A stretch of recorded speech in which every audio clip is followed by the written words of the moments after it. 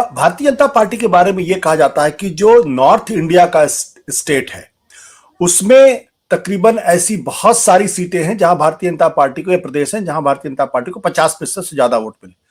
अगर आप स्क्रीन पर नजर डालें तो इसमें से अगर आप देखें 224 कुल ऐसी सीटें हैं जहां भारतीय जनता पार्टी को 50% से ज्यादा वोट मिला है। 224। इनमें से यूपी में 50% से ज्यादा वोट 40 सीट पे मिले हैं, गुजरात में 50% से ज्यादा 26 की 26 सीटों पे मिले। इसके अलावा राजस्थान में 25 में से 23 सीट पर, कर्नाटक में जो दक्षिण भारत का स्टेट है वहां 28 में से 22 सीटों 50% से ज्यादा वोट मिले। यानी ये वो आंकड़े हैं जो इशारा करते हैं कि भारतीय जनता पार्टी कुछ इलाकों में बहुत पावरफुल है। तो ये जो 50% का आंकड़ा है, अगर ये 60% भी हो जाए तो भी क्या भारतीय जनता पार्टी की सीटें इन राज्यों में बढ़ सकती है? ऐसी संभावना तो बिल्कुल दिखाई नहीं पड़ती। तो फिर किस आधार पर कह सकते हैं कि वो इस बार 370 के आसपास पहुंच सकते हैं?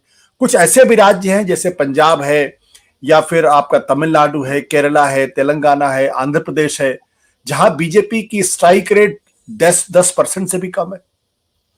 आशुतोष, जैसा मैंने पहले भी कहा कि मुझे नहीं लगता कि बीजेपी 370 का आंकड़ा पार कर सकती है या छू भी सकती है, लेकिन मुझे लगता है पूरी संभावना है, बीजेपी के सीटों में इजाफा हो सकता है। और पहले कुछ उन राज्यों का जिक्र करूंगा जहां मुझे लगता है बीजेपी अपने सीटों के में इजाफा कर सकती है। यूपी उनमें से एक है। पिछली बार बीजेपी की 62 सीटें थी और 2 उनके सहयोगियों की थी। 10-12 सीटों की गुंजाइश यूपी में बनी हुई है, हो सकता है उससे भी ज्यादा बढ़ा ले।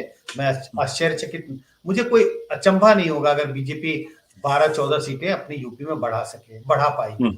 बंगाल एक ऐसा स्टेट है, वहां भी बीजेपी के सीटों के बढ़ने की गुंजाइश मुझे दिखाई पड़ती है। 2019 के चुनाव में 18 सीटें बीजेपी के पास और 22 तृणमूल कांग्रेस के पास था। जिस तरह से बंगाल में और खासकर जो तमाम जो रिसेंट घटनाएं हुई हैं, उसके बाद चीजें बदलती हुई दिखाई पड़ रही हैं। और ऐसे माहौल में अगर बीजेपी 5-7 सीटें और ऐड कर ले तो कोई आश्चर्य की बात नहीं होगी। उड़ीसा एक राज्य है जिस पर बहुत कम फोकस होता है, हम उनकी चर्चाएं कम करते हैं।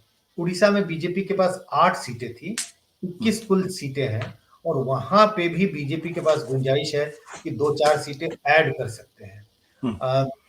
अगर हम दक्षिण की ओर जाएं, केरल, तमिलनाडु ऐसे राज्य जहां पर बीजेपी का कोई बड़ा जनाधार नहीं है, लेकिन केरल जैसे राज्य में, तमिलनाडु जैसे राज्य में बीजेपी पूरी कोशिश कर रही है कि 3-4 सीटों पर फोकस किया जाए। हो सकता है केरल में 1-8 सीटें निकाल सकती है बीजेपी, उससे वो 370 नहीं पहुंचेंगे, लेकिन एक बड़ा नैरेटिव क्रिएट कर सकते हैं कि जिसका जिक्र होता है कि भाई साउथ में आप नहीं है, बीजेपी साउथ से नदारद है।